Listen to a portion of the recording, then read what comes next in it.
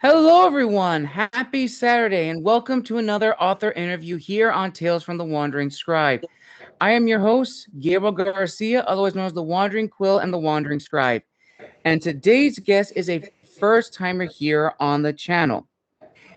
My guest was 13 when she dreamed of becoming published after devouring Eragon in a few days on her grandmother's couch.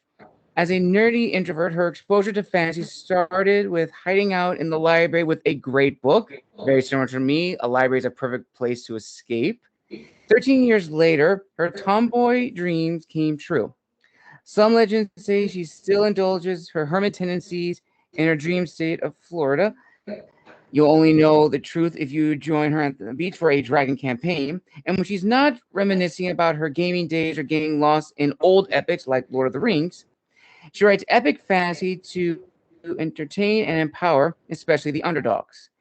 And, as she likes to put it, life can be challenging, but it encourages everyone to stay strong and be the legend of their stories. And tell us all about their probably the most impactful series. Let's give a huge round of applause to a first timer here on the channel, fellow author Jasmine Chang. Jasmine, thank you so much for coming today. Yeah, for sure. Thank you for having me, Gabriel. You're welcome, Jasmine. You're welcome. So, before we dive into your books, is there anything else you would like to add about your bio, your background? No, I think that's pretty accurate. I started writing when I was 11, so quite some time ago. You could say about 20 years now. In terms of being published, it's been almost 5 years. So you could say this has kind of been like a lifetime dream of mine to be doing what I've loved to be doing. But I would say no, that's pretty accurate in terms of who I am. Awesome. And listeners and viewers, if you haven't followed Jasmine on her socials, on social media, then you are missing out. She has written, I am not kidding, more books than any author that I have had on the show thus far. A Descent of Dragons, Breaking of the Realms, A Banishing of Kings, A Quest of Rangers, and the next one, which is coming out this year, if I'm not mistaken, Jasmine. That's correct, in July. Awesome. So let's just dive right on in. So, what can you tell us about this series of books that you've been writing for a very, very long time? So, in term, do you mean the one that's currently coming out or the one, my original debut series? I think like debut series, the 5 books series, and also the new one coming out. So, whichever one you like to talk about. Okay, well, I'll talk about my Realm Breaker series because I think right now it's the most popular one. So, this one actually was a series that I had completely not planned for. It just kind of came about, sprang into my mind. This was back in 2023, January, about December 2022, January 2023. And it was kind of not the best timing because at the time I had made the decision to rewrite my first series, my debut series, Ooh. Four Kingdoms Origins. So you can see, if you see online, it'll look really weird where it looks like I published 11 books, but that's counting the series and the books that I published and unpublished. So around about that time when I had this huge author epiphany and I just decided to rewrite that series, at the same time, the seed of the Realm Breaker series that came about. And it really, I think, drew inspiration from a couple of different places. Number one, I know dragons are very hot in the market right now, so it seemed like a no-brainer, to be able to write about dragons. But also, partially my gaming days played a really big part in it.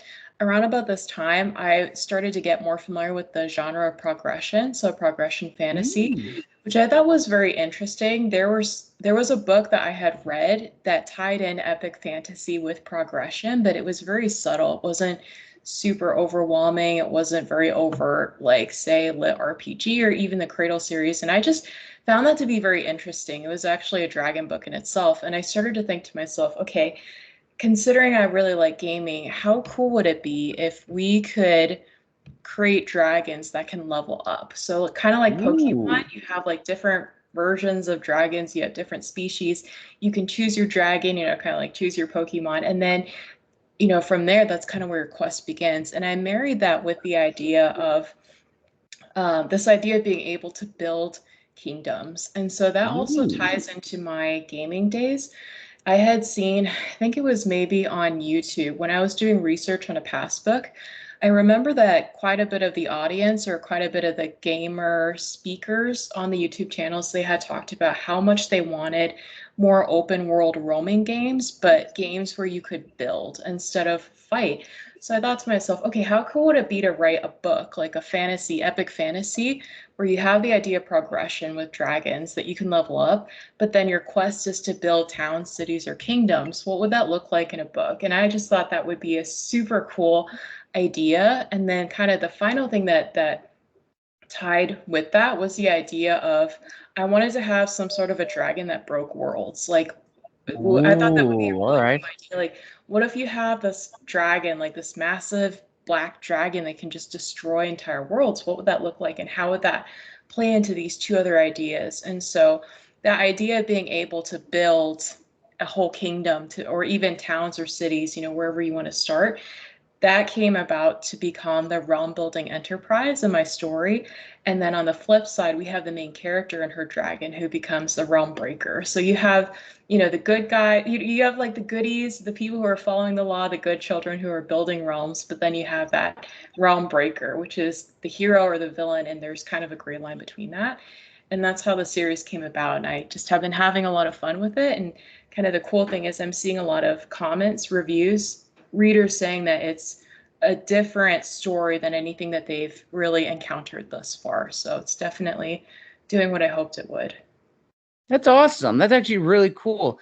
And to be perfectly honest, like I have never read like a true like dragon fantasy or even the new one you mentioned, like a progression fantasy, which I like that term, progression fantasy, that you progress, you get new stats, new armor, or anything in the story that helps you go along. And it kind of reminds me like those RPG games where you would have to go on a quest to get a particular armor to level up, to fight this enemy, or to win this kingdom. I really, really like that. And it really makes it very engaging. And I would imagine, as you mentioned just now, like doing research for not just one, but this entire series took a lot of time, but I imagine it was well worth it in the end.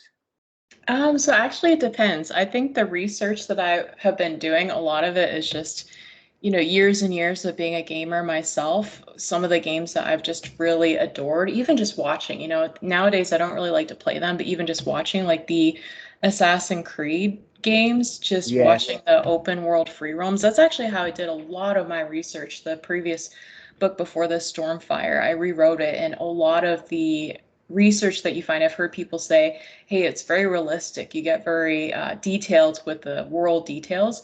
That actually came a lot from research that I had obtained from Assassin's Creed. They have like it's called a discovery mode, so you can just discover the world. But just years and years of being a gamer, you know, and kind of like what you said, I get really geeked out about that kind of thing where it's like, oh, if you were to level up your dragon, you can earn rewards. You can earn like new armor, a new sword, or you can earn more land, you know, you can earn gold. And just, I think that kind of an idea, you know, was just years in the making, but it came out when the market was ready to have it. Awesome. And I'm going to geek out here a little bit. I'm glad you brought up Assassin's Creed because that is my personal favorite game, open world game. Played all of them. Great story. And yeah, the discovery mode is really, really cool. So there's a little nerd moment right there. Yeah. So let's rewind back in time to when you actually started penning down or typing the initial idea for the first book. So when you were creating the first book in your series, what was the need or desire you wanted to satisfy for your readers, as well as the promise you were making to them? Yeah, so a couple of things. I think the way that I write series, at least as of right now, might be quite different than most authors. meaning that I derive a lot of my inspiration from music. And so months ago, I had listened to particular bands, just a song. Halong is actually what they're called. They're not quite Norse, but very like tribal, kind of different, kind of dark. I mean, it was really the first series I had started listening to that, and then it kind of bled into this current series. So I was listening to this song called Halong. If anybody's really interested, it's called Trost. And Ooh, okay. basically, yeah, when you listen to it, it's just not anything like you have ever heard before. It's very like tribal. It was very dark. And as I would drive and I would listen to it, it made me imagine a girl falling in the dark. And I wondered, okay, why is this girl falling? And then I also imagined this huge black dragon, which would become the world breaker in this series, the realm breaker. He was also falling upside down in the dark. And so I wondered, okay, why are they falling in the dark? What is their connection together? And it was very important to me as I crafted this book and it came to me to capture the emotion that I felt when listening to that song. And that I think is the artist's talent. It's kind of the expectation of the artist is to capture a certain emotion for the readers. And so I wanted to capture this very like dark, mysterious feeling. And I think that if you read my first book, especially the opening, it takes place in a dark glacier in the north.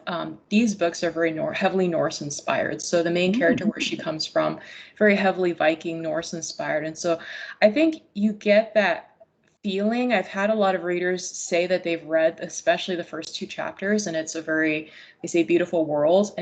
And there's not much happening. I mean, really, the first two chapters is introducing the main character. She goes on a contest, if you will, and basically it's just about her winning the contest and showing her character.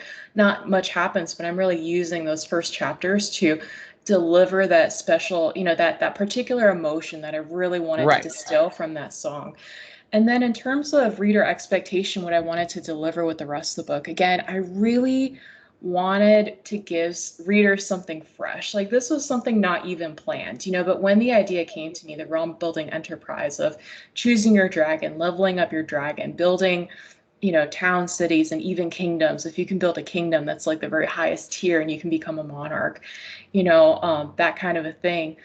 I thought that was such a cool idea, and I just really wanted to get it into the market because I had known that it wasn't anything that anybody had seen so far. Mm-hmm. So that was kind of my excitement that I also wanted to distill, was to give readers something that they had never encountered, but that would be familiar to gamers, where they could read the book and say, oh, I know that, leveling up dragons, and you can go campaign, like you can choose a campaign to go level up your dragon. You can fight in different level war zones. So you have war zones level 1 through 10.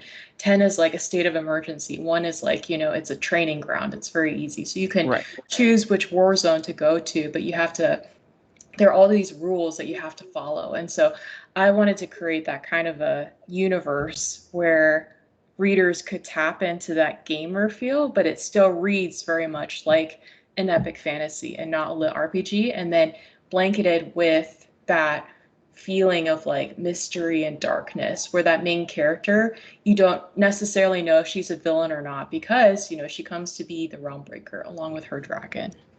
Fascinating. So I'm glad you brought that up about, having those. It is kind of like not so much like an RPG where it's like a choose your own adventure, but you're at least seeing in the world that you created, Jasmine, that this character can choose, and you establish what she wants to do. She could do the campaign, she could train, she could level up. And that does invoke some uniqueness, because it is unique. Because I've never heard of a book that has done that. And to me, as a reader, that automatically grabs my attention. And I am just so intrigued and so happy that a lot of readers have flocked to this series, because it is a refresher. It is something new. It is something that is enticing. So now let's talk about that stage. So when you finish editing, you got the approval from your editor, you have the cover, and you already submitted it out to the digital stage. What were the initial responses like? What was the feedback like? Were they positive? Were they mixed? And as a bonus, is there one particular review that stands out? Oh, great question. All right. So in terms of the reactions, it was quite a bit of a mix, actually. I had beta readers for the first time read these, and I don't know, for me, it's been hard finding really great beta readers. I don't have, a spouse. I don't really have friends that read in this genre. So I had invited some of my own readers, my subscribers, some very dear friends to read it, but the feedback was mixed. So some people really liked it. And I think the passion that I had heard from them really excited me because I was terrified. I mean, my Mhm. first series that I had spent 4 years on really had been a flop. It hadn't given me nearly the kind of success that I had hoped for. Somebody who's like a super achiever, is very disappointing. And so being able to start this brand new series, I was very nervous. In my mind, I thought it would be a really great idea, but what if it didn't connect with people? So I was very excited to hear that the passion that I was hearing from these readers, the ones that really liked it, it really came through. And I think part of that you're going to get from your super fans, right? Your beta readers or super fans, they're going to be the most excited, but they were just, the response with this series versus my first one was quite noticeably different. The other reaction that kind of worried me was it was a lot of confusion. So I think that Mm. especially the older audiences, the ones who aren't really gamers, admittedly, I have a lot of terms in my story. And kind of the one of the biggest patterns I'm seeing when it comes to the negative on the reviews is that I have a lot of terms and it can be hard to follow. And so when you think about all the different terms, like the different dragon species, and then you have the Okay. yeah, you have the unit of measurement. So what does it mean to level up your dragon? How do you know if somebody's dragon is a higher level than yours, right? So like coming up with those different terms. I had created a kind of term, an ecosystem where you can measure a dragon. Basically, it's by chapters. Chapters is the equivalent of levels. And the idea is every dragon or every soul is like a story, right? So like in my book, their souls are called soul scripts or dragon scripts because they're like a story. And to level them up, you need to grow that story. That you need to unlock more of that story. And so, as they progress and you campaign and you level them up, their soul script will gain chapters, and basically more chapters unlock a different story. And so, it's trying to convey that idea of like, you want to grow your dragon story and unlock their story. And the more you Right. do that, the stronger they get, the more powers. They have different powers that you can discover, like at different levels of my book, you have different dragon powers that will start to come out and become unlocked. And so I think some of that, like some people really understood that and caught on quickly. But the non-gamer folks, the older population, some of them said that it was just very confusing. And I think they were kind of like, what the heck is this? It's not an epic, like it's not really epic fantasy. So it's been an interesting dynamic. I would say the vast majority of people who read it, they do get excited, but then there's still that population of people that are like, this is not what I'm used to. It's not Lord of the Rings. Like, what is this? So it's been interesting for sure. Yeah, that is very true. And I'm actually glad you actually brought that up about, how do you approach, you don't want to necessarily say, oh, they're leveling up or they're increasing in stats. I mean, that may work for a game, but for a book, it's very different. And you want it to be unique, but also still convey what you want. And you're right, it is true. Like for those who are gamers, even for those who don't play RPGs or may not be interested in RPGs, they at least know what it is to level up in video games. But for those the older generation who aren't familiar with that term, I could definitely see that it would be confusing, but still, nonetheless, I am glad that a lot of people have been very supportive about this series to where you have been able to create more books from the first one. So still, a lot of people loved it. So you were doing something right. Thank you. I hope so. I was very nervous. I had near breakdowns during release week, so I do Oof, appreciate that. man, oh man. And actually, let's actually talk about that. So, as I'm sure you definitely will agree, Jasmine, writing a book is definitely a long and lonely journey. And what I mean by that is we spend hours and hours writing a book, fine tuning it, getting to where it wants to be, finding an editor that's going to not only help us restructure our book, but also make sure our authorial voice still remains the same and not completely different. Not to mention finding a cover that reflects the book, and then at the very end, putting it out there on a digital stage for everyone to see, for the critics to come in, good, bad, severely negative. All of that can weigh heavily on an author, and that brings up the notion of imposter syndrome, which can deter an author from writing ever again. So, Jasmine, in your opinion, have you ever had those moments of imposter syndrome? And what has disciplined you to continue writing, because writing and being an author is your passion? I love this question. So I have absolutely felt imposter syndrome. I think back when I had first published my first book ever, a part of me was like, oh, I'm an author, I'm a published writer. To be able to say that on my lips just sounded really weird because it had been a 15-year dream at that point. So when people asked me, oh, what do you do? Or tell me about you, it felt very contrived for me to say I am an author, but so there was definitely that imposter syndrome there. But I think where I felt it at its strongest, my biggest test up until this point, was definitely release week. And so at this point, the Realm Breaker series, it had been about a year in the making. So it had been conceived in January. I was releasing in October. And some people asked me about rapid release because I had the second book ready right after. But really what I ended up doing was just splitting the book in half because it ended up being really long. It was like 220 words, so very long. So I split it in half. And so I just was putting a lot of pressure on myself. I think I still do because I had been through, honestly, quite a bit of depressions up until this point. My first series, which I thought was going to be big, it flopped. And I think this is what a lot of authors go through. They get excited, they have a book release, their family and friends, they woo them on. But then after that, it's like, what next? How are you going to keep your series growing? Was it written to market? And a lot of times the answer is no for first timers and including for myself. So I just was terrified. I'm like, I don't know if I can write a better book than this at this point because I have the most unique idea. I'm hitting the dragon writer market, which is very hot right now. If this doesn't work, I don't know what's going to work. And also, I had spent a lot on my cover. I had invested a lot in my cover this time.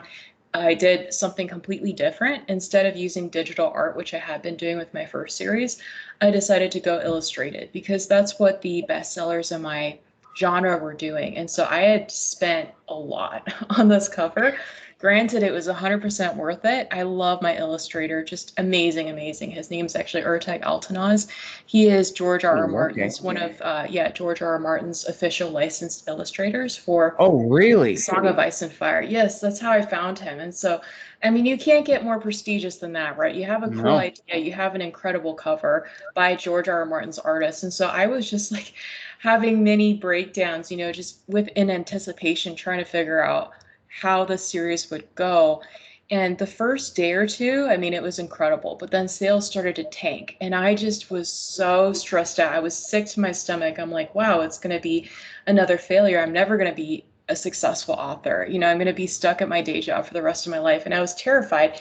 And I think a lot of the imposter syndrome came out because I was reaching out and connecting with some of the best-selling authors in my genre that had thousands of reviews asking for swaps in their newsletter. And it just felt like I was an imposter. Like, who are you, Jazz? When you're trying to, play it big with the big wigs, like, who are you? Like, what are you doing? And I think I did feel that very heavily, like, oh, I'm trying to, be like the cool kid. But yeah, so that definitely hit me hard. But I think after the first week or two, like I just learned a lot. There's so much I could talk about, but I learned a lot about this process, how crucial it is that you get your cover right and how crucial it is that you get your blurb right. I mean, it sounds intuitive, but if you don't have those two items right, then you could have the most beautiful, wonderful book in the world, but your ads aren't going to convert. People aren't going to buy your books, and so I learned a lot, made some tweaks, and I think eventually over time, like it's a growing journey, just as an author, like any profession, it's a growing journey. As more time went on, I started to become more accepting of, okay, hey, I am doing a great job. Like I'm not definitely near to where I want to be. I'm a total small fish as compared to some of these best-selling authors. I definitely look up to them and respect them so much. I'm not there yet, right? So I think I've gotten a lot to a lot healthier of a point of balancing between, okay, I still have a long way to go, but I can learn to accept where I'm at right now. And I don't feel as much of an imposter because I'm starting to gain more confidence as I see the ads working and the readers liking the book. It's a growing journey again. Like as you start to see more success, you start to change, become more confident in what you're doing. That is probably the best answer I've ever gotten to this question, Jasmine. So thank you for that. You nailed like everything. And honestly, that kind of leads into the next set of questions, which I think you just answered a little bit in this one, which is the business side of being an author, which I think is very important for all indie authors to know and understand. So for you, Jasmine, when you finished writing your first book of your series, did you want to try your hand at traditionally published, or did you decide to go the self-publishing route already initially? Ooh, that's such a loaded question. So I would say my very first book, Stormfire, when I had first published it in 2019, it was my dream to become traditionally published. I really didn't know much about being an indie author. I didn't know the business side at all. I mean, I really didn't know anything about anything what I was doing. And I think I could talk so much about this, the business side and what that looks like. And of course, I'm still growing, I'm still learning. I'm not, the guru here, but I think that a lot of authors that want to get into this, they likewise maybe aren't as familiar with the landscape of indie publishing. I mean, it's not by luck. It's not by luck that these best-selling authors can churn book after book and they're successful. I mean, they know the market, they know the niche. Right. I didn't, and I didn't really know what it meant to be an indie author. I thought that it wasn't very prestigious. I thought that the cool thing to do was to be a traditionally published author, and that's what I had wanted to be as a kid for a long time since reading Eragon really at 13. It grew on my heart. And so I had initially queried Stormfire, actually, I think three different times I queried, and it just hundreds of queries. My favorite agents, they just said no. And I was devastated. And at that point, I decided, okay, well, I have nothing left to lose, so I'll just go indie. And at the time, it wasn't so much of, oh, I want to build my business. That's why I want to do that. I want to be an entrepreneur. I want to have that freedom. It was more of like, I just want this book out and I know it's going to be great. And so that's the route that I went. It didn't go well for 4 years. Lots of depressions followed, and I can talk all about the business side if we want to go to that. But yeah, to your question, I did want to become traditionally published. Now, though, I actually read a very interesting article recently. It was posted in a Facebook group by some of my peers. It talked about, I think it said 90% of all traditionally published books that was studied in a given year, 90% did not sell more than 2,000 copies, which I read that and I was like, wow. And as you become, more immersed in the indie atmosphere, I think you start to become more aware of like how the traditional publishing works. There are definitely a lot of benefits. I'm not bashing, like Yeah. everybody, has their own path to choose from. And hey, one day I do want to be traditionally published for sure. But you really have to do a lot of your own marketing on the traditional side. I mean, unless you become a really huge author, those publishing houses are expecting you to do your own marketing, and so I didn't really know that, but like on the indie side, if you're very in tune with like how to market your book, it's a very different kind of an atmosphere. And looking back now, I mean, if you're to ask me now, would you rather be traditionally published or indie? At this stage in my life, there is no way I'd want to go traditional. I mean, I love being an indie because you can make your own decisions. You can pivot very quickly. If I need to change my cover, I can change it. If I need to change my blurb, I can change it. If I want to do a promo on this dare, I want to release this dare, I want to get in direct touch with my readers, I can do that. So there are pros and cons for sure to both. But like for my personality, kind of where I'm at right now, I love the freedom of being able to be an indie. And if you can tap the industry and you understand kind of what readers are looking for, and you can keep growing, in your craft and in your knowledge of marketing, it becomes a lot easier to kind of flow into that stream versus, it being kind of like a hit or miss, like, I don't know what's going to happen. I'll just go with trad. Trad may or may not work, if that makes sense. Definitely. And that is like a really, really great answer because it's all up to the author's choice. I mean, traditionally published, yeah, it has all the benefits. It has the wider market. But I definitely think for those who want to go into traditionally publishing, especially first-time authors, have to understand it's a business. They have to really look at your book and see if it's going to sell and make them money.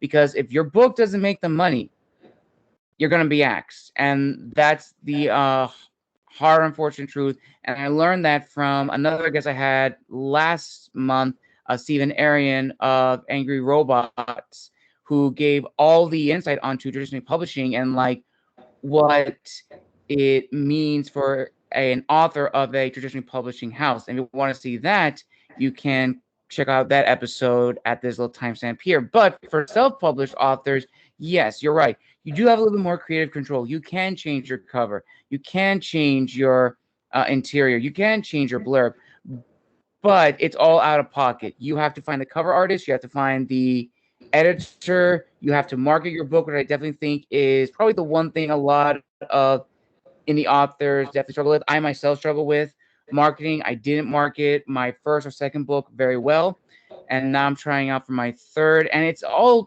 a learning experience.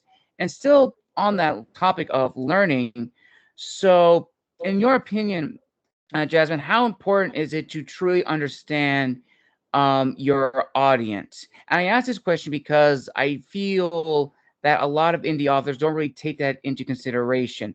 Yes, they write their books for them in the sense that they would want to read this, but they also have to take into consideration the readers. Are they writing this book for a general audience, or are they writing this for a specific niche within the audience? And if so, is it going to relate to them? So I was wondering if you could provide your own thoughts on that. Yeah, this is the kind of thing I get so passionate about. Honestly, sometimes I like talking about the business side even more than like my stories because it's very interesting. So one of the big things that I realized in publishing Realm Breaker, and to your point, Gabriel, I mean, every new series that you publish, you learn, right? And I think Mm-hmm. that's something key that an author should realize is that just because your first series completely flops doesn't mean you're a failure. And I had taken that to heart. That's what I thought I was. I had published 5 books in my first series. They completely failed. I couldn't figure out why. I thought that I just wasn't lucky, and I just couldn't get the advertising to go to my page, but not at all. Now that I've published the Brown Breaker series, it's just I have a much more clear understanding. It's very gray area. It's intangible, but every niche has its sweet spot, and you have to understand what that sweet spot is. The other Mm-hmm. half of the difficulty, so the first half is like understanding exactly that sweet spot that you have to hit, and then the second half is having the skills, having the craft, and having the business acumen to be able to hit it. Now that's hard, Yes. right? Like that takes time to be able to do. Like that's something I'm still growing on. I think every author, is still growing. Like there's always room to grow in that. So to your question, do you need to understand the audience? Yes. And I think for me, I mean, my answer to this will probably change over the years, right? Like as Mm-hmm. I, grow myself as a business owner. If you had asked that question to me about, like when I first became an author, do you need to understand your audience? I would have been like, oh yeah, you mean like, you need to make sure you're responding to like people who email you, right? Like your readers, you need to like respond to those readers. You need to be kind to them. You need to, if you're writing epic fantasy, it should be about like epic fantasy, like swords. It's just a very general, like kind of a childish view of like what audience meant. But now kind of my understanding of audiences, again, like there are very particular things that you need to hit for your genre. So I'm going to see if I can actually, break this down a little bit just quickly here. This is like the big secret, but it's very, All again, right. intangible. So it's hard to kind of pin it. But if we're taking Dragon Rider Fantasy, which is like what I'm writing right now, the reason why I decided to write Realm Breaker, it wasn't an accident. It wasn't, just, oh, I feel like it this time around. No, like I actually didn't really care about dragons. They're starting to grow on me, but like in the beginning, I didn't care about them. I was just like, well, the market likes it, so I'm gonna write about dragons. Well, what I did was I looked at, okay, what are the three most popular books right now in my genre, at least from what I can perceive.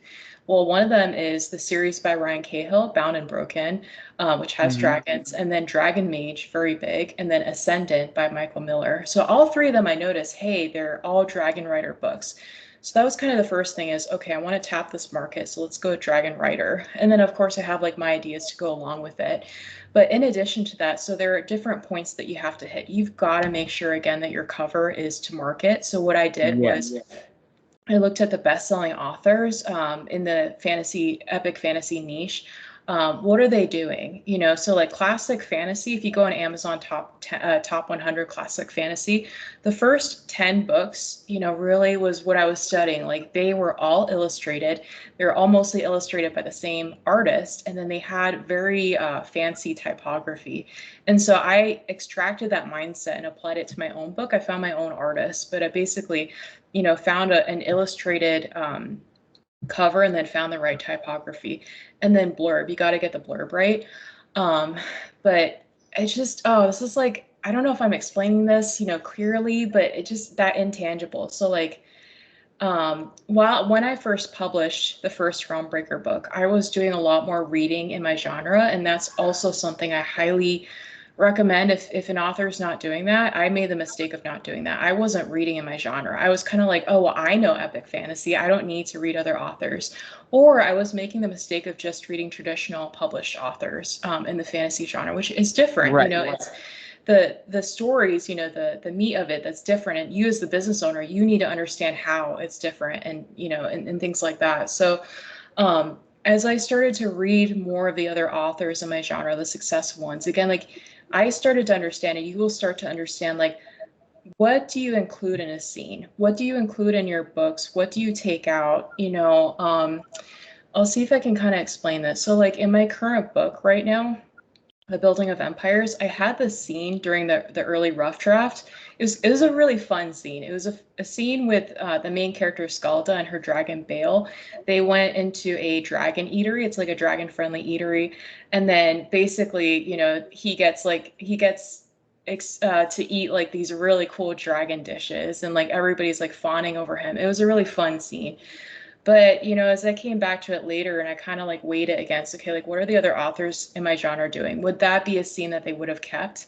The answer is no. You know, so as fun as of a scene it would have been, I had to cut it. And again, like that's part of the business mindset. So you're marrying creativity with the business mindset of, okay, I have the story, but like, how do I capture it? Like, what are the sorts of things that I would need to capture to be in line with what the expectations for this niche is. And so that's also very much part of the business mindset, is knowing what to keep, what to take out, but like also what to portray. So I don't know if that makes sense, but like my first story, my first series, I was portraying things that weren't quite in the sweet spot. But then with Realmbreaker, I was only, you know, I was extracting everything that would have been that would have satisfied the niche's expectations. So I don't know if that makes sense, but I think, you know, that to your question of like, you know, what does it mean to understand your audience? I think that's a part of it, is not just like what you write, you know, creatively, but like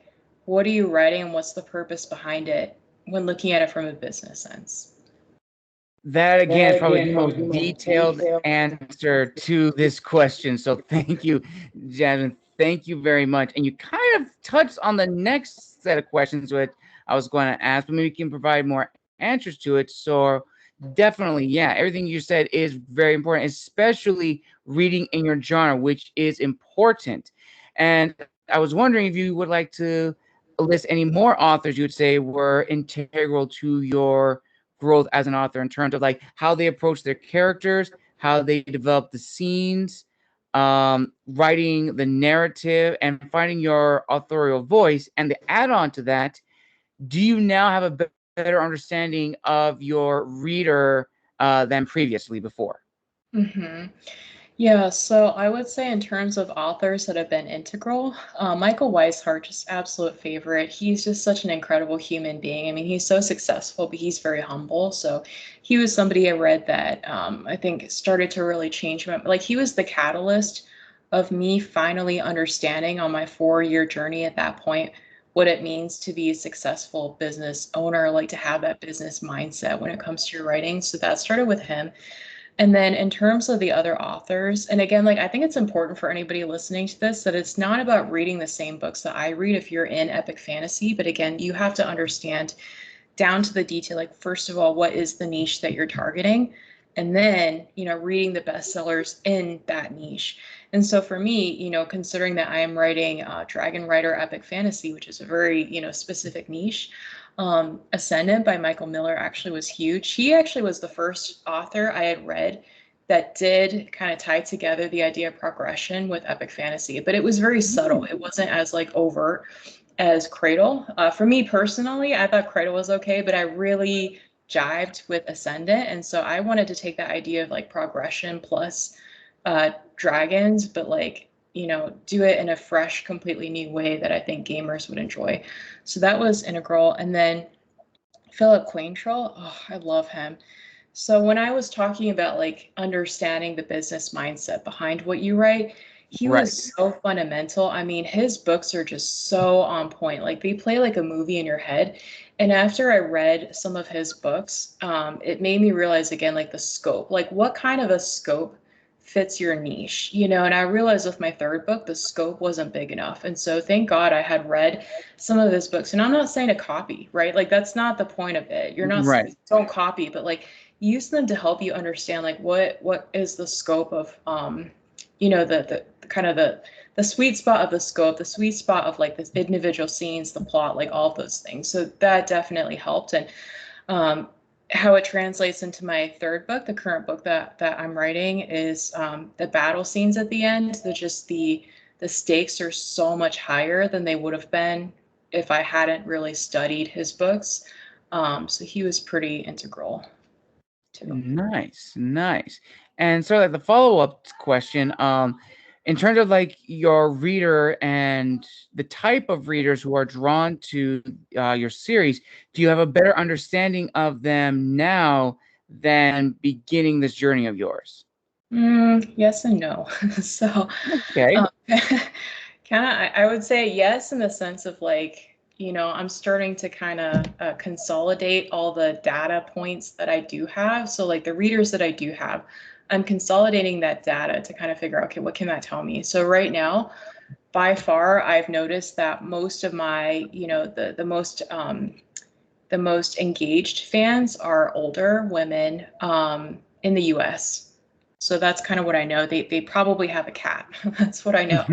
But I don't know how helpful necessarily that is when it comes to marketing. And so that's when I say like, no, I have an kind of a less understanding. Like I have a less understanding of who my reader is, because a lot of them are ghosts on Amazon where like they will never interact with me. They will never sign up to my list. They will never write me a review, but they bought the book and they're reading through, right? So like, I don't really know who they are. So that I think is something, I have room to kind of study a little bit more. I think that when I do go direct and I'm able to collect more email addresses, really utilize the Facebook pixel, that might help with me determine, the gender, location, all of those things. So like the ghosts, I think the silent majority, I don't know who they are, but I know how to target their interests. But then for the readers that are visible to me, the ones that do sign up to my list, the ones that do engage, I am noticing that it's a very particular demographic. Alrighty. Perfect.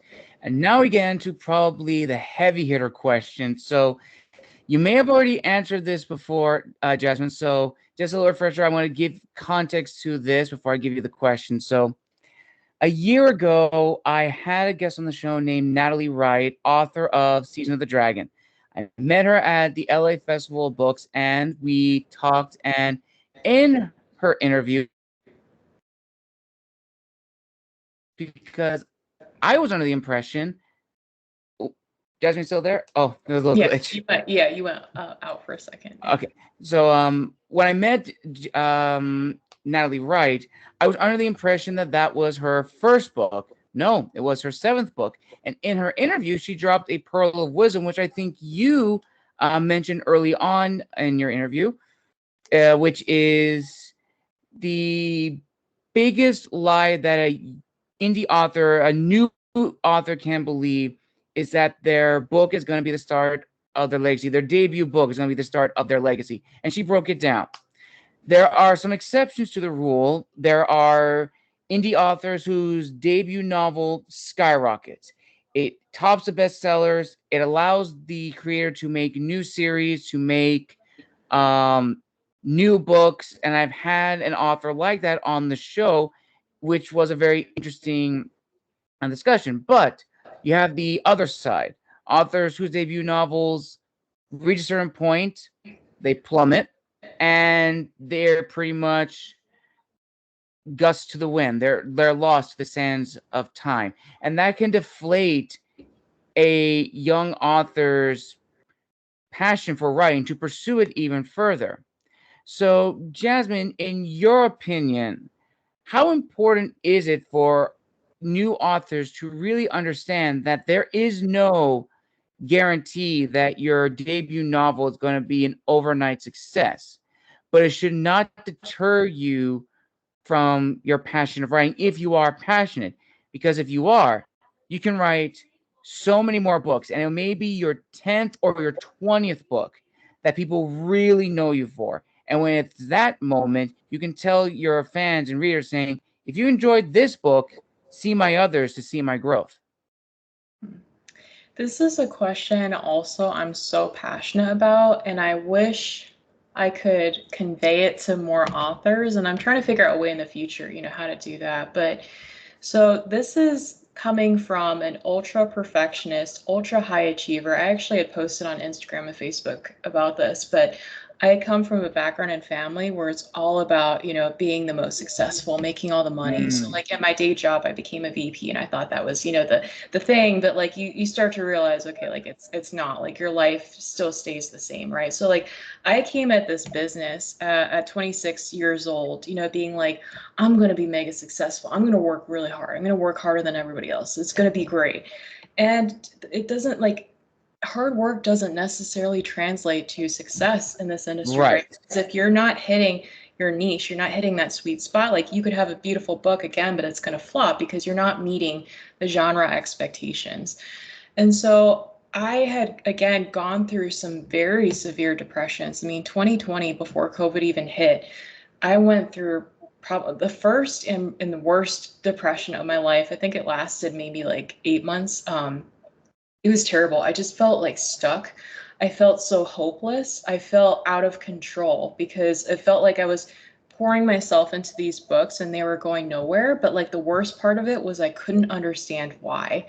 I thought it was a reflection of myself. And honestly, as I continue to publish more books in that series and they continue to flop, I many times came to conclusions that, hey, maybe I should quit writing. Like maybe I'm just not meant to do this. Maybe it's God's sign that like I should go try something else. And so I had dabbled in like nonfiction here and there, but the passion is in the heart, right? Like us writers, like when you're a true writer, you're a born writer. You keep like you keep going back to writing.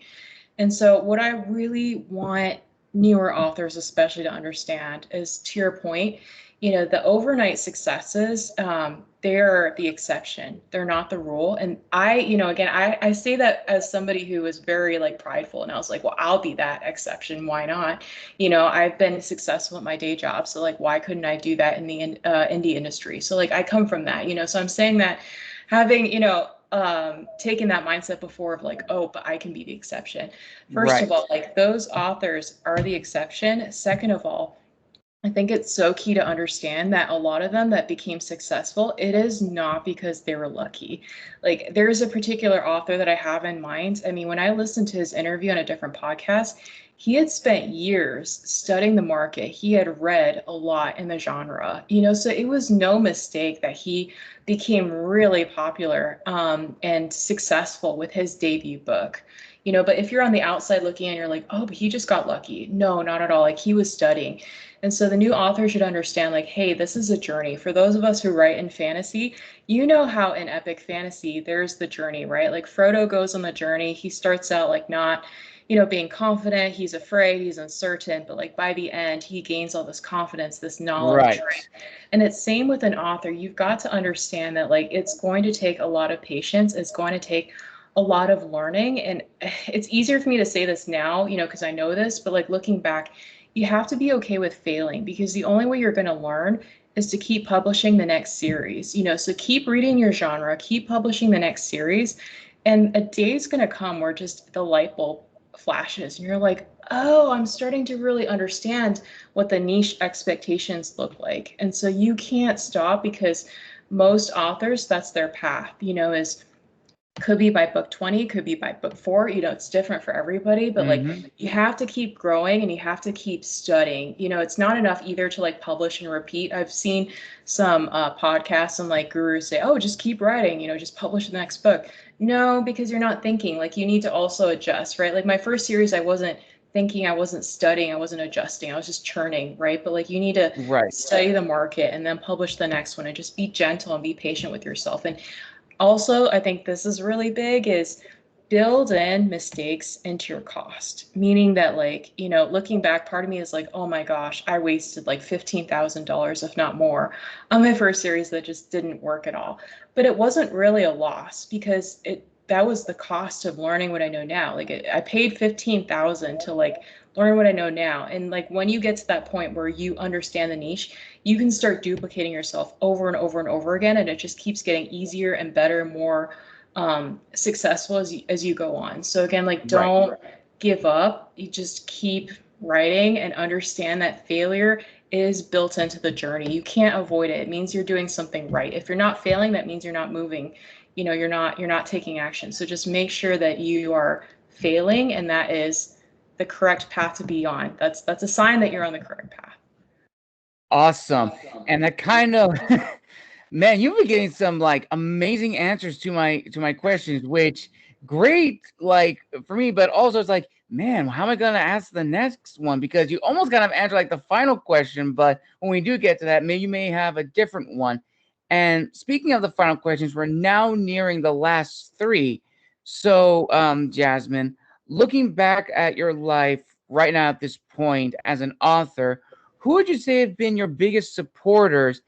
And have you ever gotten a sense of validation from fellow authors who have come across your work? And I ask this because it's one thing to go into an industry with all the knowledge that you can get, do the best that you can, and see what happens. It's another thing entirely when your peers see your work, they see what you've done, and they give credit where credit is due.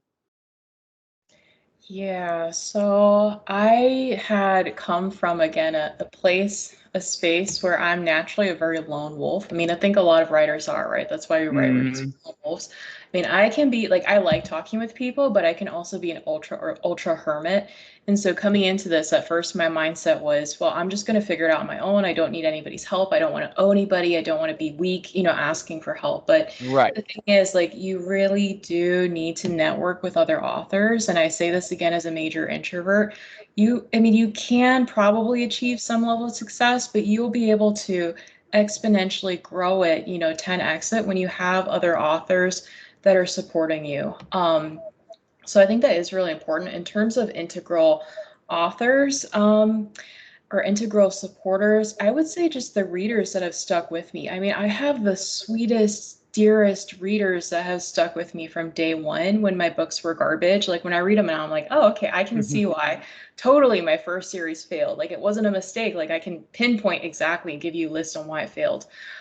They're still with me, you know, so like now they see Realm Breakers taking off, like yay, you know, but like they've been with me when it sucked. They've been with me when my books were garbage, and they still wrote reviews and they still encouraged me.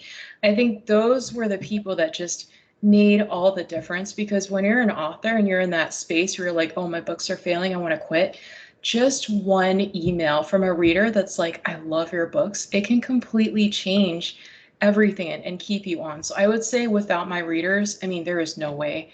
I think I would have maybe made it this far. Maybe I would have given up. So they were definitely integral. Awesome. And that is 100% true. The indie author community is a very, very supportive one. And I've learned a lot from a lot of the authors that I've interviewed on the show, as well as talking with them and connecting with them afterwards and learning so much, because It is, as I said, a very small community because we all want to support one another. We all want to be there for each other's successes because it's a very difficult industry, or every industry has its own set of challenges, and being an author is no exception. You do, as you said, Jasmine, you do have to understand the market. You do have to do the research. You have to put the time and the effort in because it is a business. You're creating a product that you're putting out there, and you want to make sure that it's going to have the best chances of success, that's going to resonate with your audience. And it is very, very important. And I've been very fortunate to meet a lot of people who have helped me. And from what you've said, a lot of authors and readers have really stuck with you and provided feedback to help you grow, which ultimately, at the end of the day, that's what we want to do. We want to be great authors because, as I like to say, we want to follow the 3 E's. We want to educate our readers, we want to entertain them first and foremost, and we want to enlighten them because great stories have the power to change one's perception of the world around them. And when a story does that, when an author has that power to really change a person's life for the better, then at the end of the day, that's all that matters. And now we come to the final question, which you probably have answered it like 5 times over, Jasmine. But the final question is, with everything that you have learned and still learning about the industry, about being an author, what is your word of wisdom to future indie authors who want to get into this business, into this industry, and transition from writers writing as a hobby to being professional writers and authors? Oh, there's so much. I'm like, whoa, what's my one gem of wisdom? There's a lot there. Well, I think You a lot of probably what you gave it like so much, like in the previous question. So yeah, I'm like, I'm dry. I got nothing else. No, um, I think a lot of what you said, the 3 E's, I mean, I love that so much. But I think something that you said, and just I completely agree, is treat your books like a product, right? And even now, it's hard for me to separate my emotional, but this is my book, this is my baby. Yes, mhm. but at the end of the day, it's a product. So you gotta like, I think that's the mark of maturity. Like when you can get to a point as an author and like see your books as a product, you know, like I'm not saying to completely detach, but like see them as a product so that you can really understand, you know, like what is the best business decision. So just really quick as an example, the ego part of me is like, okay, I want to turn Realm Breaker into audiobooks, but I want to sell direct. I want to have 100% of the profit. Okay, well, it's very expensive, you know, to go find a narrator. So I could wait and go that route and have that ego boost, and maybe it'll work out, you know, maybe it won't. Or I can just go find, you know, an audiobook company, a publisher to help me publish. And then I'll have to be like, oh, you know, somebody published it for me, you know, but it's like, well, what's the best thing for this product, right? So I think at the end of the day, treat your business like a product, and above all, I mean, that's going back to like what's the number one thing though, just make sure you are studying your market. Please don't make my mistake. Don't make, you know, the big mistake of writing for yourself thinking that, you know, your book's going to be the bomb and that you know it all. Like just study the market, look at the bestseller charts, read them, you know, read them and study them. And I think ask yourself questions. Why is this successful? You know, what expectations are being met in this genre through this book, you know, and even if you hate it, like I read some books and I'm like, oh, I don't like this book. It was awful. But I still have to put on my business hat, you know, be mature and be like, okay, well, I didn't like it, but like, why is it so popular?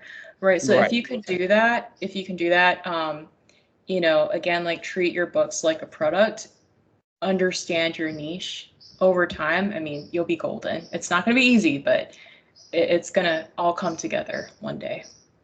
Awesome. That is a perfect ending to this very, very informative author interview.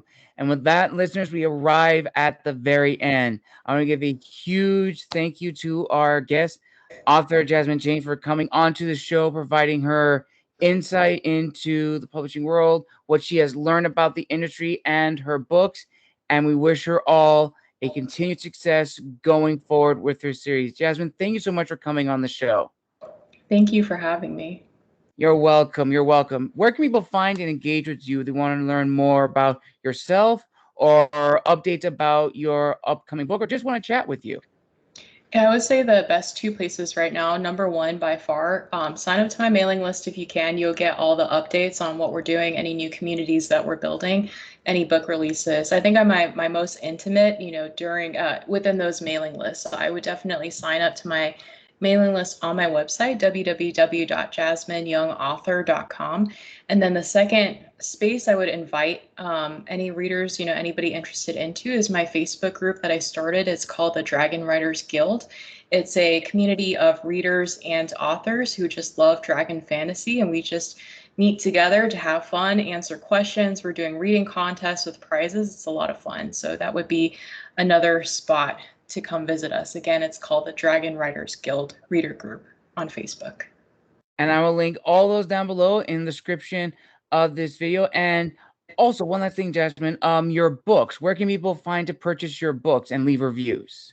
Yes, Amazon would be the best place for sure. So you can find me on Amazon at Jasmine Young Author. And then if you search either Four Kingdoms Origins or the Realmbreaker series, you'll be able to find me.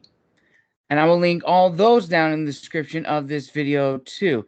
And we arrived at the very end, listeners. Again, thank you so much for joining me today for this amazing author interview. Again, a huge thank you to our guest, Jasmine Chang, for coming on the show. Jasmine, thank you so much. You've been an amazing guest. And I dare say, probably the first guest to probably give some of the best answers on the show for the business side of the interview. So thank you so much for providing all that knowledge and all that insight. Thank you so much, Gabriel. Thank you for having me, and I'm definitely happy to share. You're welcome, Jasmine. And thank you all, listeners and viewers, for this amazing first week of guests. Be sure to check out next week when it comes soon. I have a lot of guests planned out for that and the week after. Until next time, this has been The Wandering Scribe and The Wandering Quill. Signing out. Make sure to like, subscribe, and comment down below what was your favorite part of the interview. And until next time, have a wonderful day.